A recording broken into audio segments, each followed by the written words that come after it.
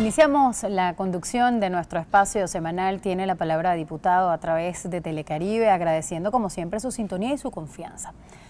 En días pasados he tratado de comentarles que lo que intentamos hacer en este programa es rescatar sobre todo los temas que se van quedando en el tintero, porque la agitación de las noticias del ámbito político generalmente nos impiden ir profundizando en otros temas.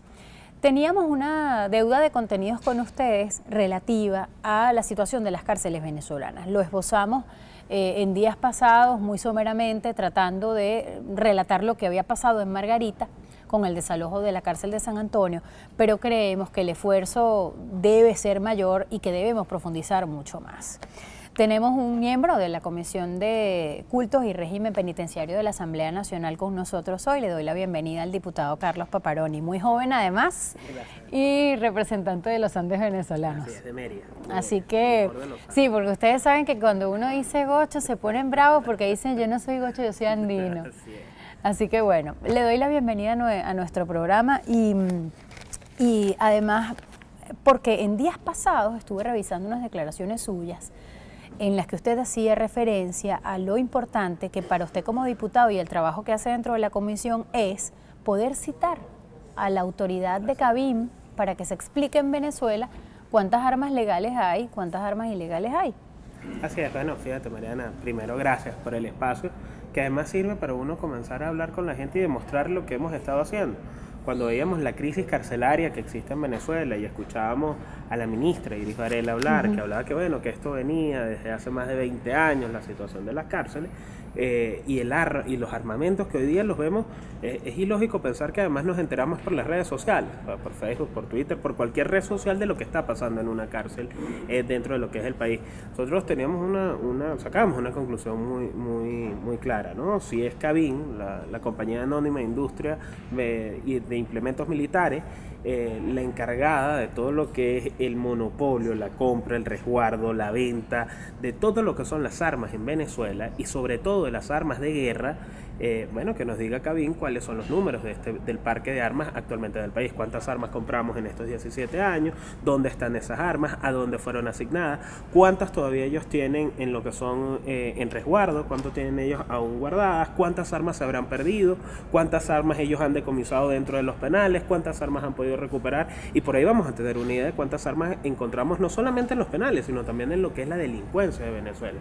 Hoy no puede ser que mientras nuestras policías están armadas con un tipo de armamento como 9 milímetros, 38, etcétera, etcétera, nosotros estemos enfrentándonos en una ciudad como Caracas a atracos con granada, atracos con lo que son armas de guerra, armas largas, fusiles, AK-47. Nos hemos convertido los venezolanos en expertos en armas en los últimos días.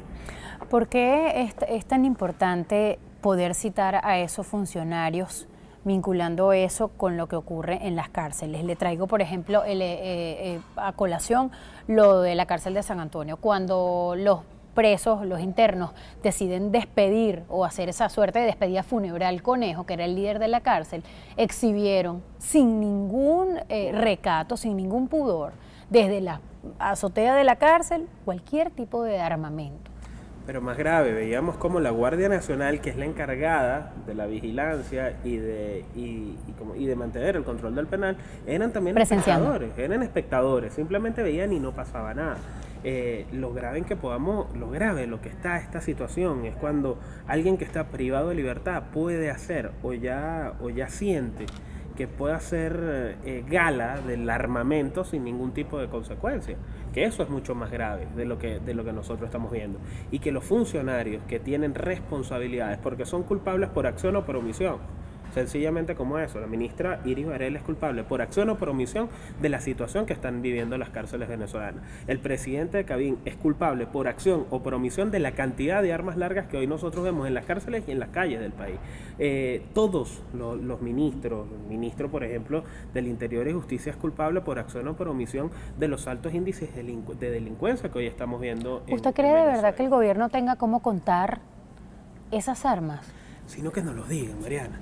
Pero lo primero que tenemos que comenzar a tener es sinceridad y que la gente comience a saberlo, que nos digan que no tienen cómo contar las armas, que nos digan que no tienen cómo tener el control de lo que es el tema de los penales en Venezuela y que comiencen a aceptar los problemas y las fallas que comienzan a tener. Mira, nosotros podemos con un plan serio comenzar a rescatar lo que es el tema del país, el control y de la delincuencia, pero para eso primero tenemos que saber dónde estamos. O sea, nadie puede resolver un problema si no saben cuáles son las causas que ha estado causando. Que han estado originando todo esto. Fíjese, poco hablamos de las cárceles, así como lo estamos haciendo en este programa. Yo rescato y siempre celebro el trabajo de investigación de mis colegas, que en muchas publicaciones que solamente son digitales, han podido difundir trabajos extraordinarios de cosas aterradoras que ocurren, por ejemplo, en Tocorón. Pero quisiera preguntarle, diputado, ¿qué tan profundo aspira usted llegar en esto? ¿Va a recorrer las cárceles? ¿Qué espera que ocurra? ¿Se comunican los reclusos con usted, por ejemplo? Eso pasa. Si llaman a los periodistas, ¿cómo no van a llamar a los diputados? Nosotros lo primero que hemos hecho es pedirle a la ministra Iris Varela que comparezca al seno de la comisión, además para establecer lo que es el tema de ir a las cárceles y de revisarlas. De revisarlas además los diferentes niveles que hoy tienen los privados de libertad. Cuando hablo de diferentes niveles, que hay presos que gozan de todas las comodidades y más que puede darle un hotel 5 estrellas, y tenemos presos que realmente, como pasa por ejemplo que estuvimos en lo que son los calabozos de la cárcel de Chacao o en la cárcel municipal de Mérida y Ejido, mira que tú lo que ves es algo infrahumano.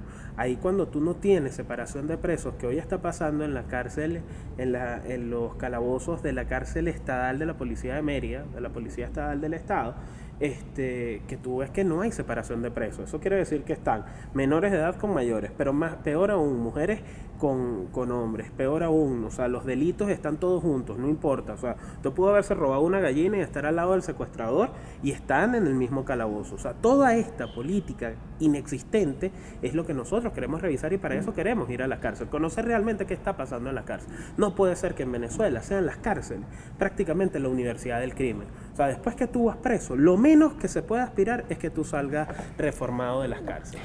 Bueno, ya me va a terminar de contar, diputado, cómo aspiran que venga la ministra a conversar con ustedes, a comparecer sobre su trabajo después de la actitud que aquí en el hemiciclo todo el país vio. Le pido nos acompañe por un par de segmentos más y a usted que también se quede en sintonía de Telecaribe, no se vaya.